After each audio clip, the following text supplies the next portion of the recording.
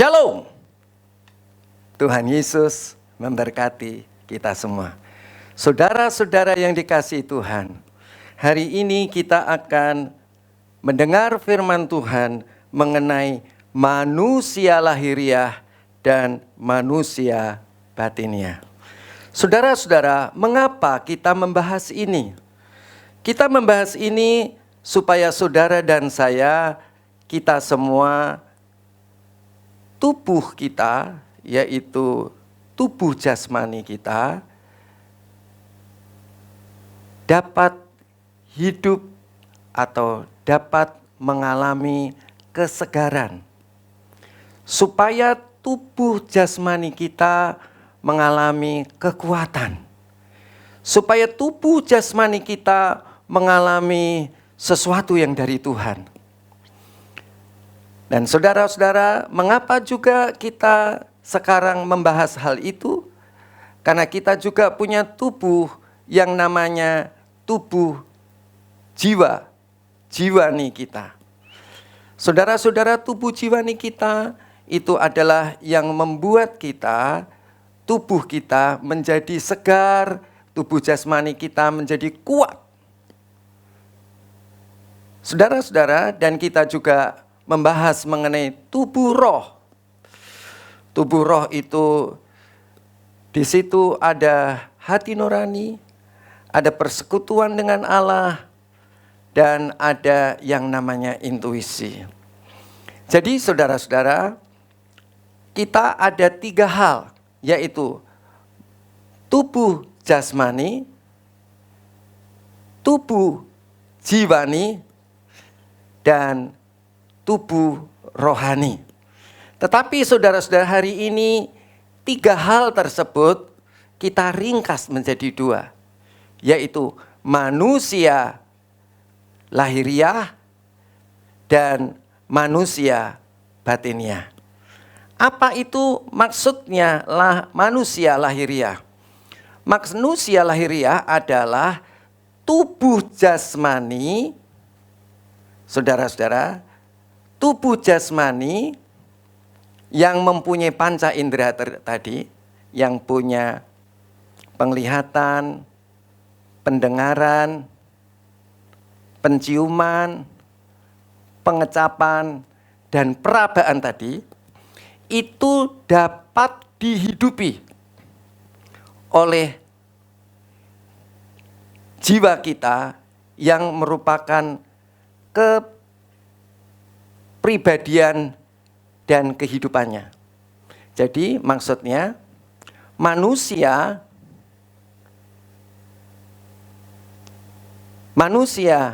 lahiriah ya, itu terdiri 2, yaitu organ dan yang menghidupi. Manusia lahiriah itu terdiri dari 2. Yang pertama adalah organnya, yaitu 5 indera. Dan kemudian yang kedua adalah yang menghidupinya dan yang merupakan kepribadiannya. Siapa dia? Yaitu jiwa kita.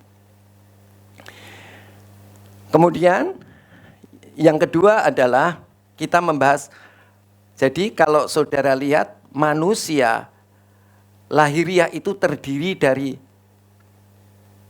tubuh jasmani dan tubuh jiwani. Tubuh jasmani merupakan organnya, tubuh jiwaninya merupakan kehidupan dan kepribadiannya. Ya. Nah, sekarang kita bicara mengenai manusia batiniah. Ya, manusia batiniah itu terdiri dari 2. Yang pertama adalah jiwa sebagai organnya. Ya, jiwa sebagai organnya. Jiwanya itu apa aja? Terdiri apa? Pikiran, perasaan, dan kehendak. Dan saudara, yang mempunyai kehidupan dan kepribadian, jadi ada organ, ada yang menghidupi.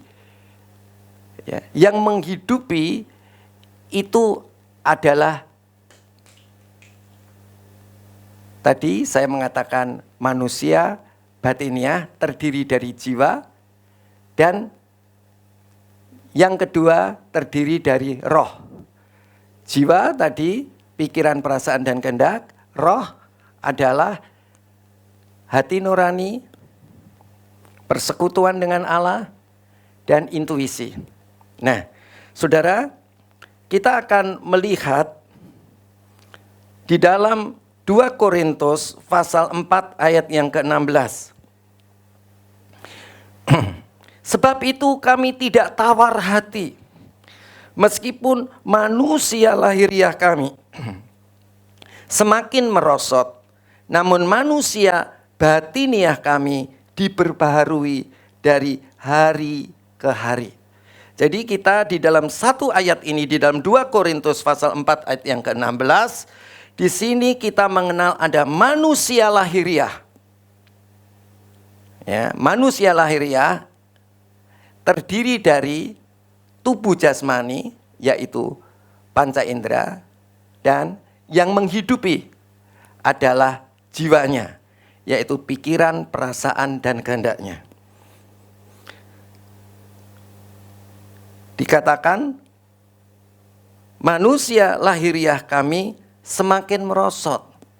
Saudara lihat, tubuh kita ini makin lama makin kuat atau makin merosot? Makin sehat atau makin sakit-sakitan?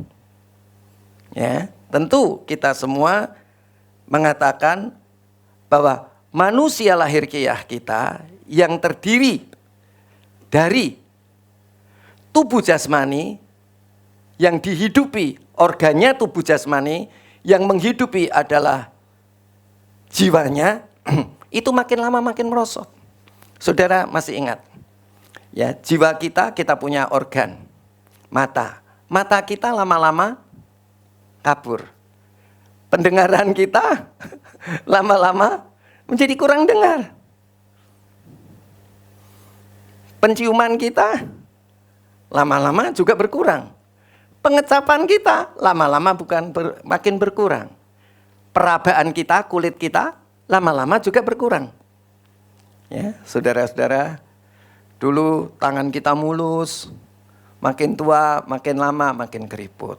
Ya, jadi itu adalah manusia lahiriah yang terdiri organnya tubuh jasmani, dan yang menghidupinya adalah jiwa, yaitu pikiran, perasaan, dan kehendak kita.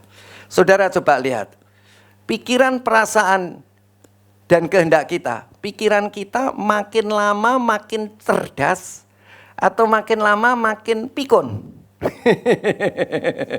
Ya kan saudara? Jadi manusia lahiriah kita, yaitu tubuh jasmani sebagai organnya, dan jiwa kita sebagai yang menghidupinya, makin lama makin merosot. Oke, amin saudara. Nah, jadi saudara-saudara, kemudian kita lihat kembali, bagaimana dengan manusia batiniah kita? Nah, saudara dan saya harus mencapai menjadi manusia batiniah. Jangan sekedar manusia lahiriah. Ya. Saudara, biarpun manusia lahiriah kita makin merosot, yaitu tubuh dan jiwa kita makin merosot, jangan putus asa. Ya, nanti kita bahas. Ya, saudara-saudara. Tetapi yang kita lihat, saudara-saudara, yang saudara harus perhatikan, jangan jadi manusia lahiriah, tetapi jadilah manusia batiniah. Saudara kalau lihat orang tua, kasihan nggak saudara? Kasihan. Ya, jalan juga timi-timi, ya kan? Pakai tongkat, digandeng, matanya kabur, pendengarannya berkurang, ya kan saudara? Kasihan nggak kasihan? Ya itu saudara-saudara, akibat ada hukum dosa dan hukum maut, maka tubuh kita menjadi fana di dalam tubuh jasmani ini. Ya, saudara-saudara, karena Adam dan Hawa berbuat dosa, jadinya begitu. Makin lama tubuh kita makin merosot. Bukan tubuh kita saja, tetapi yang menghidupi tubuh kita, yaitu jiwa kita, juga makin lama makin merosot. Ya, jadi manusia lahiriah kita, tubuh jasmaniah dan tubuh jiwa kita yang menghidupinya makin lama makin merosot. Wah, kita ini manusia celaka, saudara-saudara. Tetapi saya ajak saudara, jangan saudara ngejar manusia lahiriah saja. Saudara fitness tiap hari, ya memang bagus, saudara ya. Pagi-pagi fitness, malam-malam fitness, ya. Bagus. Tetapi mau tidak mau, tubuh jasmani kita dan jiwa kita, yaitu manusia lahiriah kita, makin lama makin merosot. Ya, makin lama makin pikun. Oke. Tetapi jangan salah ya saudara, saudara nggak perlu olahraga. Oh, perlu olahraga jasmani, perlu. Kenapa saudara? Karena olahraga itu sedikit gunanya, artinya ada gunanya. Ya, oke. Jadi jangan lupa olahraga, amin. Dan juga jangan lupa saudara belajar, punya aktivitas belajar, ya, supaya ingatan saudara harus dilatih juga, ya. Tetapi saya akan lebih fokuskan kepada saudara, kepada manusia batiniah kita. Ini yang kita fokus. Saudara-saudara, manusia batiniah. Apa itu manusia batiniah? Saudara, organnya jiwa kita, yaitu pikiran, perasaan, dan kehendak. Tapi siapa dulu yang menghidupinya? Yang menghidupinya siapa, saudara? Ya. Yang menghidupi adalah roh kita yang sudah dilahirkan kembali. Ya. Jiwanya yang sudah diperbaharui, organnya yang sudah diperbaharui. Jadi organ jiwa itu bisa diperbarui, saudara. Kenapa organ jiwa bisa diperbarui? Ya. Karena dihidupi oleh roh kita yang sudah dilahirkan baru. Yang sudah bercampur baur dengan Kristus yang ada di dalam roh kita. Sehingga saudara-saudara, saudara akan mengalami sesuatu yang saudara pernah berdoa enggak? Nah, saudara, kalau saudara itu berdoa, perhatikan kemana hidup jiwa saudara. Kalau jiwa itu ada pikiran, perasaan, dan kehendak. Tetapi jiwa itu juga punya bukan sekedar organ, tetapi jiwa itu punya kehidupan. Nah, saudara, saya mau bongkar yang namanya jiwa. Jiwa itu punya organ, tapi jiwa juga punya kehidupan. Nah, kehidupan jiwa kita, ya, itu harus disangkal. Ya, kehidupan jiwa jangan nggak disangkal. Karena jiwa itu, kehidupan jiwa atau yang disebut nyawa itu, saudara, itu sukanya bebas, merdeka. Kemana dia mau? Dia mau ke tubuh, ya ke tubuh lah. Dia mau ke roh, ya ke roh lah. Tapi yang namanya kehidupan jiwa itu lebih condong kepada yang menguntungkan dia, yang dia sukai. Jadi saudara-saudara, kehidupan jiwa ini harus disangkal. Mari kita lihat ayatnya. Matius 16 ayat yang ke-24.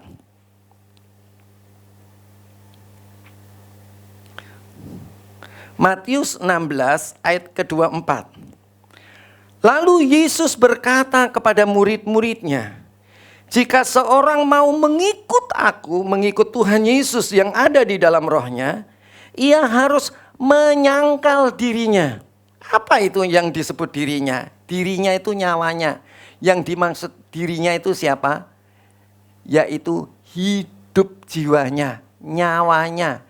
Jiwa itu pikiran, perasaan, dan kehendak. Yang disebut jiwa itu adalah organnya.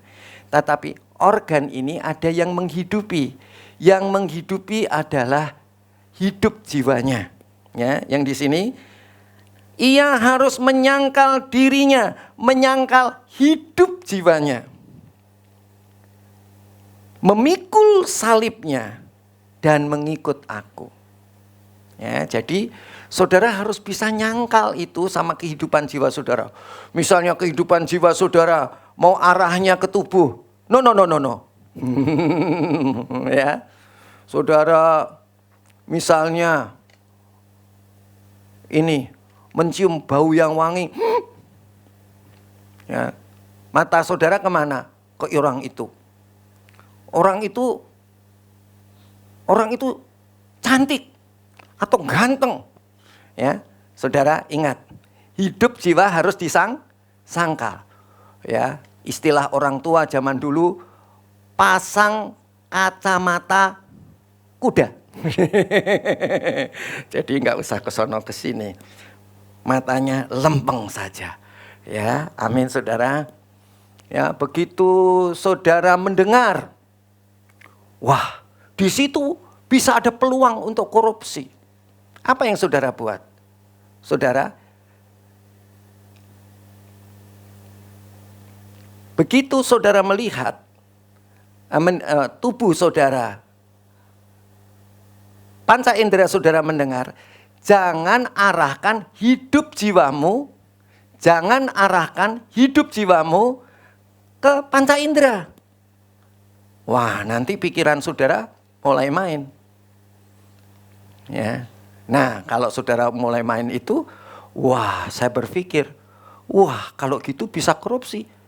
Terus saudara rasa-rasa enak juga. Terus saudara, tekad saudara, kehendak saudara, oke, aku mau korupsi.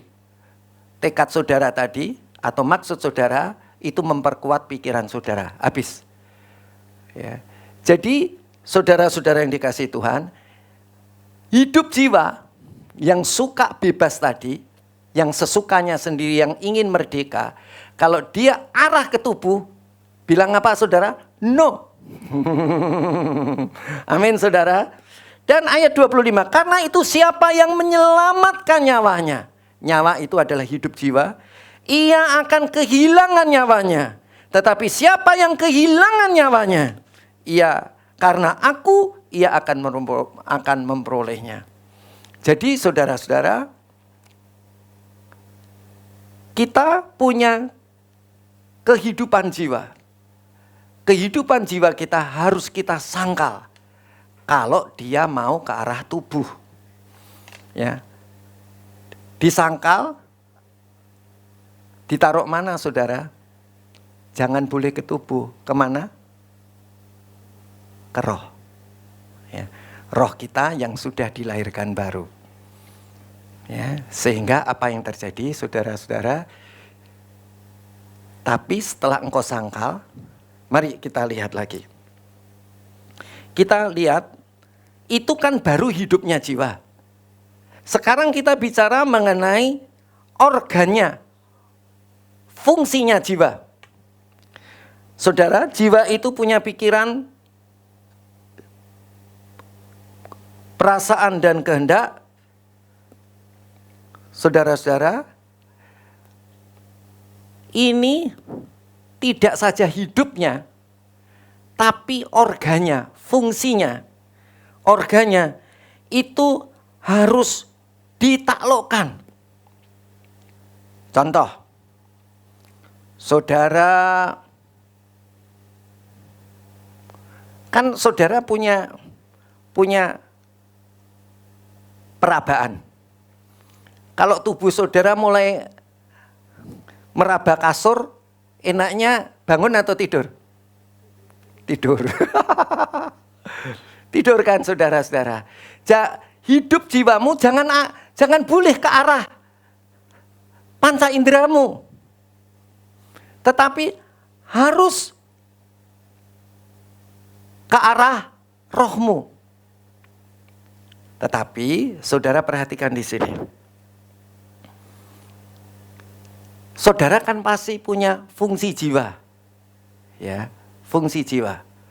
Atau ya, fungsi jiwa, yaitu pikiran, perasaan dan kehendak. Pikiran, perasaan dan kehendak kita harus ditaklukkan. Padahal saudara rencananya membaca. Ya, saudara. Wow.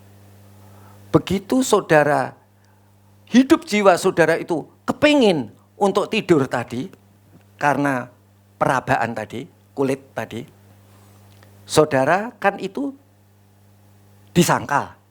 Tetapi fungsi jiwanya, organnya, fungsi jiwanya ini harus diapakan saudara? Fungsi jiwa saudara itu harus ditaklukkan. Kan begitu saudara ngelihat kasur kepengennya kan tidur. Harus ditaklukkan. Gimana caranya menaklukkannya saudara? Ya, saudara, yang namanya pikiran, perasaan, dan kehendak itu harus dilatih. Setelah saudara, enggak. Pikiran saudara harus dibuat baca. Pikiran saudara harus dibuat kerja. Pikiran saudara harus dibuat pelayanan. Ya. Jadi saudara, kita lihat di sini. Jiwa, ya. Jiwa itu harus, hidup jiwa harus disangkal, tapi jiwanya harus ditaklukkan. Nah, kalau ditaklukkan untuk apa saudara? Saudara dan saya harus menaklukkan. Apa maksudnya menaklukkan? Pikiran saudara yang suka tidur tadi, yang tidak suka membaca. Pikiran saudara yang suka tidur tadi, yang suka tidak bekerja. Pikiran saudara yang suka tidur tadi, yang tidak mau pelayanan, nah itu harus diperbarui. Pikiran saudara harus dirawat. Pikiran saudara harus diperbarui. Pikiran saudara harus dipertinggi grade-nya. Orang kalau belajar kan lama-lama pinter. Orang kalau pelayanan kan lama-lama pelayanannya makin meningkat. Ya kan saudara, fungsi ketuhannya makin meningkat. Tapi kalau pikiran, perasaan dan kehendak saudara, fungsi jiwa saudara tidak dirawat, ya, tidak disangkal. Hidupnya tidak disangkal, fungsi jiwanya tidak ditaklukkan. Ditaklukkan untuk apa? Ditaklukkan supaya saudara, pikiran, perasaan, dan kehendak saudara dirawat. Dipulihin. Dulu males baca, jadi dilatih. Dirawat. Supaya suka baca, suka kerja, suka pelayanan. Ya, ini fungsi jiwa. Ditaklukkan, fungsi jiwanya ditaklukkan untuk supaya dirawat, dibaharui, dan dipertinggi. Ya, jadi baru baca sedikit, masuk di otak. Baru kerja sedikit, bisa menyelesaikan banyak masalah. Baru pelayanan sedikit, wow, menghasilkan jiwa-jiwa. Wah, ya kan saudara? Nah, jadi kita sudah membahas yang namanya manusia batiniah yang terdiri dari hidup jiwa,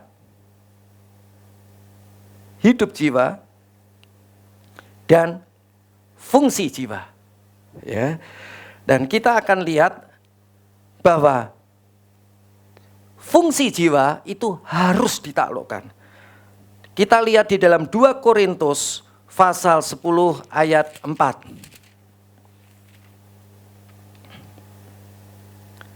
Dan 5. Ya, ini saudara, pikiran, fungsi jiwa itu harus ditaklukkan.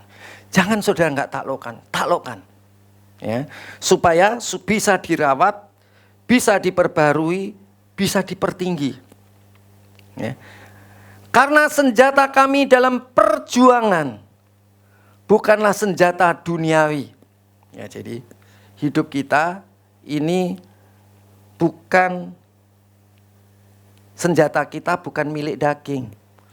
Jadi saudara, kalau saudara ingin ngerubah mental saudara, saudara nggak perlu menggunakan senjata milik daging. Ya, mulut saudara dipukulin pak.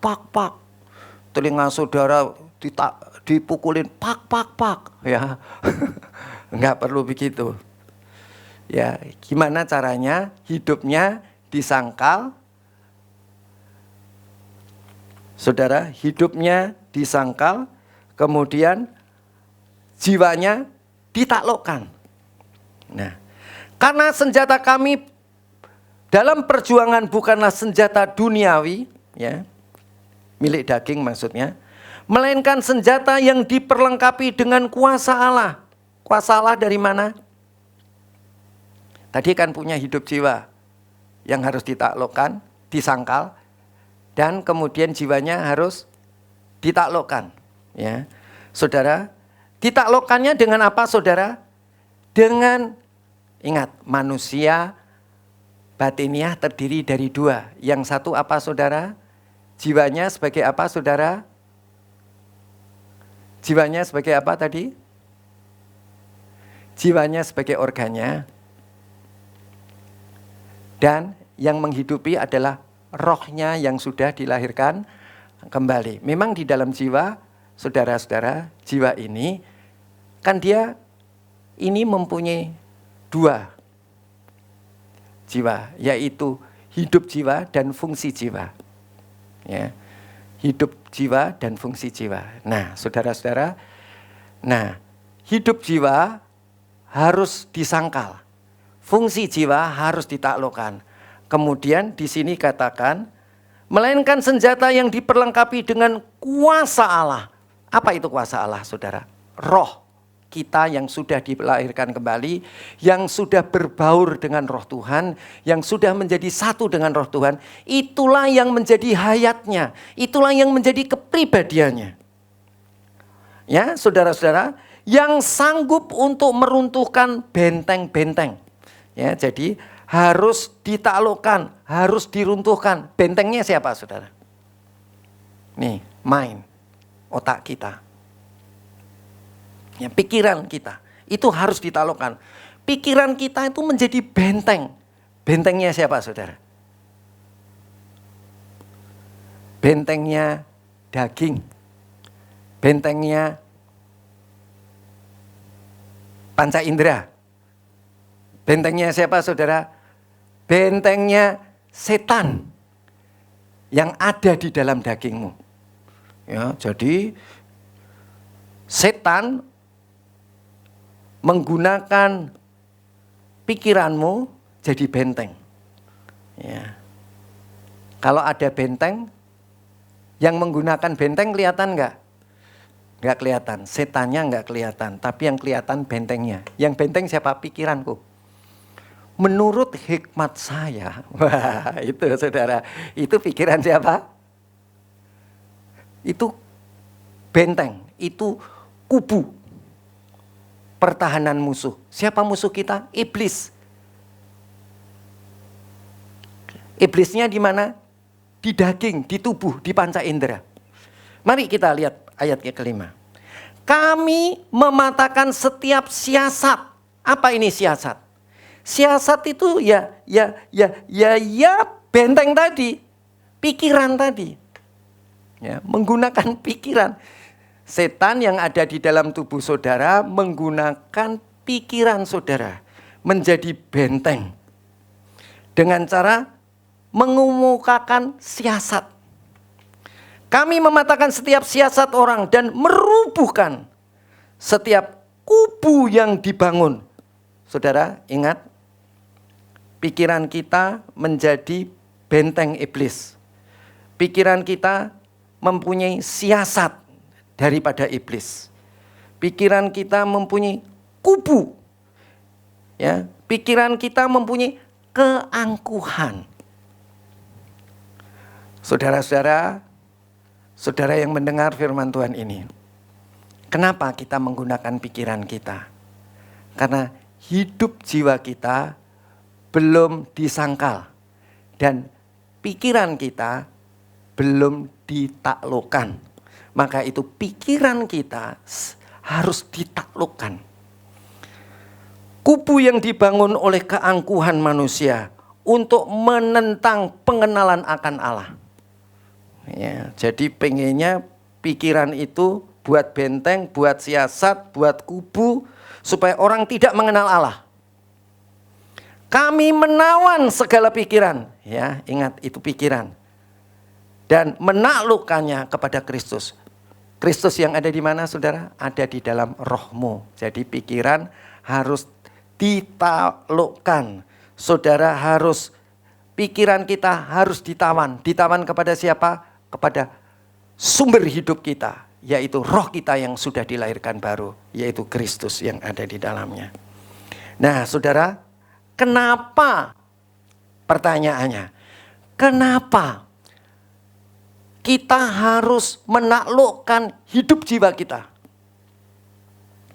Kenapa kita harus sangkal pikiran kita? Atau pikiran, perasaan, dan kehendak kita. Kenapa? Kalau saudara nggak taklukkan hidup jiwa saudara, hidup saudara itu, saudara akan mengembara. Kemana saudara yang dia sukai? Kemana? Panca indera.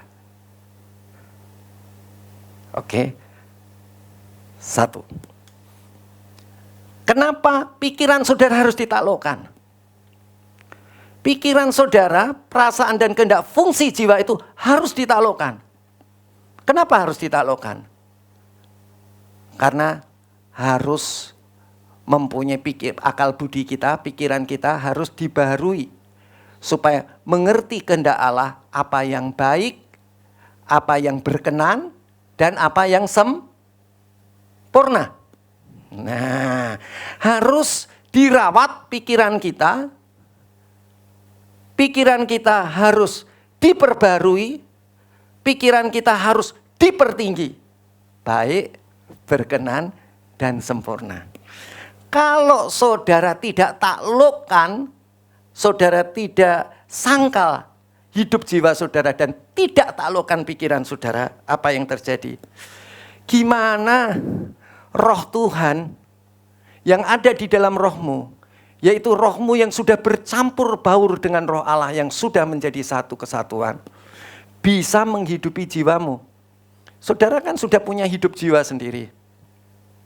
Gimana saudara supaya bisa dihidupi oleh roh Tuhan? Padahal manusia batiniah kita adalah jiwa sebagai organnya dan roh sebagai pribadi dan kehidupannya. Nggak bisa. Ya. Akibatnya saudara, ya, hidup saudara, coba saya ingin saudara tahu. Kalau saudara itu jiwa saudara, saudara taklukkan, jiwa saudara, hidup jiwa saudara, saudara sangkal. Kan biasanya kalau orang sembahyang itu kan hidup jiwanya keliaran kemana-mana. Pekerjaan, ibadah begini, masih hidup jiwanya masih berkeliaran kemana-mana. Kemudian jiwanya gimana saudara? Jiwanya masih jiwa yang lama, nggak didisiplinkan. Ya, kalau nggak didisiplinkan, sekarang saya tanya, kalau masih berkeliaran dan tidak disiplinkan jiwanya, fungsi jiwanya tidak disiplinkan, bagaimana dia bisa mendapat kehidupan, kepribadian, tuntunan dari roh Tuhan yang ada di dalam roh kita? Nggak bisa. Nah, jadi saudara tahu nggak? Gimana caranya supaya saudara itu hadirat Allah itu bisa memenuhi saudara? Seperti diguyur es. Ya, diguyurnya bukan bagian luar saja. Diguyurnya di jiwa dan di roh. Roh, jiwa dan tubuh. Kayak air es begitu. Padahal nggak ada AC. Panas. Tetapi saudara, ketika saudara mengontak Allah di dalam roh saudara, langsung saudara di dalam ada kayak keguyur es, dalamnya dialiri es. Kemudian bagian tengahnya dialiri es, bagian luarnya dialirin es. Damai yang Dia berikan sangat besar. Damai yang Dia berikan hati gemar. Tuhan besertaku sepanjang jalanku, ku serahkan padanya Yesus Tuhan. Ayo, kapan bisa begitu? Ya kalau saudara menyangkal hidup jiwamu, gak boleh keliaran kemana-mana. Terus jiwanya, fungsi jiwanya dilatih. Oke, saya mau konsen sungguh-sungguh ke Tuhan. Saya mau konsen sungguh-sungguh ke Tuhan. Nah, jadi saudara, hadirat Allah ada di mana? Ketika hidup jiwamu engkau sangkal. Kemudian jiwamu engkau taklukkan. Dah selesai. Saudara mau punya utang, saudara kerjaan saudara semerawut, pasti saudara ada aliran hadirat Allah yang luar biasa dalam hidupmu. Begitu hadirat Allah mengalir dari rohmu ke seluruh jiwa dan tubuhmu, apa yang terjadi? Itu intuisi keluar. Ya, tadi keindahan dengan Tuhan keluar. Ya, damai dan sukacita, persekutuan dengan Tuhan mengalir. Terus hati nurani mengalir. Kebenaran, kekudusan ngalir. Kalau tadi damai dan sukacita ngalir, terus yang dari hati nurani ngalir. Terus apa lagi? Ilham. Apa saudara? Intuisi. Jadi kalau saudara jalan buntu, saudara ingat, jangan hidupi tubuh jasmanimu dengan jiwamu, tetapi hidupilah jiwamu dengan rohmu. Ya, jadi kalau jiwamu sudah berubah karena rohmu, tubuhmu juga berubah. Ya, saudara-saudara, tubuh saudara tidak mengeluarkan buah daging lagi, tetapi akan menghasilkan buah roh. Paham ya saudaranya? Wah, jamnya yang sungguh-sungguh paham, saudara-saudara. Saya pikir waktunya sudah cukup. Saya hanya bahas itu saja. Jadi ada jalan keluar untuk saudara. Ya, yang penting hidup jiwamu harus diapakan? Disangkal. Kemudian jiwamu harus diapakan? Ditaklukkan. Supaya apa? Roh Allah yang berbaur dengan rohmu menjadi kehidupan jiwamu. Lah manusia batiniamu udah good, udah oke. Tubuhmu pasti luar biasa ya. Jangan hidup terpengaruh dengan tubuhmu, tetapi biarlah hidupmu dipengaruhi oleh roh Tuhan yang ada di dalam rohmu. Mari kita tutup mata kita. Luar biasa hari ini. Roh Kudus, kau disambut di sini.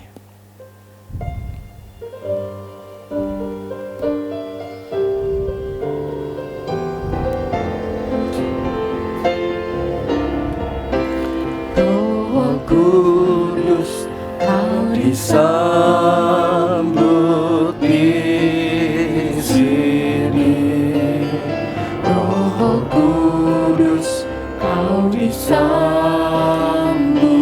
di sini. Jangan biarkan hidup jiwamu mengembara kemana-mana. Dan anugerah, Biarlah hidup jiwamu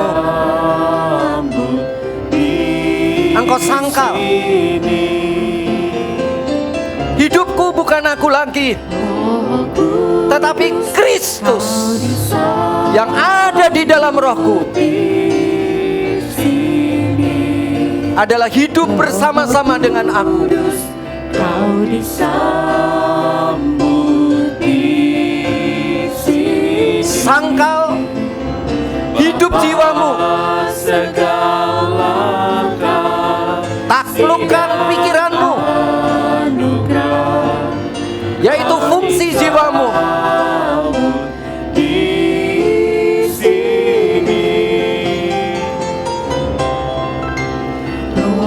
Pikirkan Tuhan.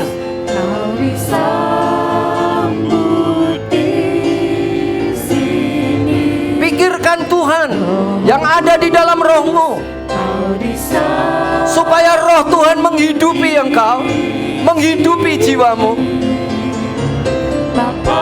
dan engkau akan mengalami aliran-aliran air hidup. Ada damai, ada sukacita, ada kebenaran, ada kekudusan, ada intuisi. Ayo katakan saudara, Roh Kudus, kau disambut aku sangkal hidup jiwaku. Roh Kudus, kau disambut Pikiranku tertuju kepada Tuhan. Bapa segala kasih dan anugerah. Engkau akan mengalami aliran-aliran air hidup, damai, sejahtera, sukacita. Engkau akan mengalami keindahan dengan Tuhan. Tidak peduli apa yang terjadi dalam tubuhmu, tidak peduli apa yang terjadi dalam pekerjaanmu, tidak peduli apa yang terjadi di dalam keluargamu, tidak peduli apa yang terjadi dalam pelayananmu.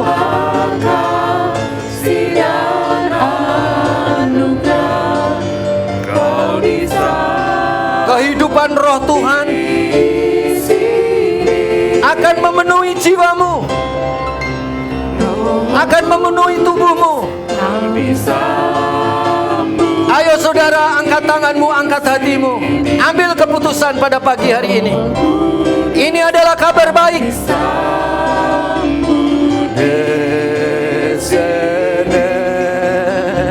Bapa segala kasih dan anugerah, kau disambut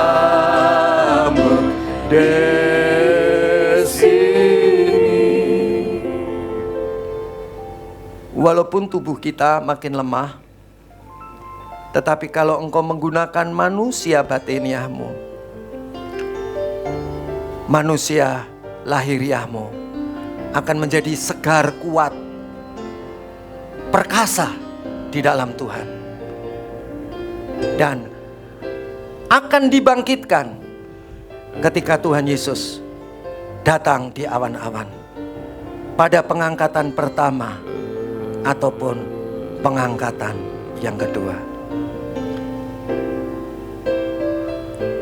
Di dalam nama Tuhan Yesus Kristus, apa yang kau dengar dari firman Allah, dalam nama Yesus Kristus, damai dan sukacita, kekudusan dan kebenaran, serta masa depan yang penuh harapan terjadi dalam hidup kita bersama-sama. Di dalam nama Tuhan Yesus Kristus. Haleluya. Amin. Saudara-saudara yang dikasihi Tuhan, apabila saudara mengalami kesulitan di dalam mengalami berkat Allah yang luar biasa ini, saudara boleh menghubungi kami, mengikuti Zoom pagi, siang, malam. Ada masa depan yang penuh harapan dalam hidup kita, walaupun itu tidak mungkin secara lahiriah, tetapi di dalam Tuhan tidak ada yang mustahil. Haleluya, amin. Shalom.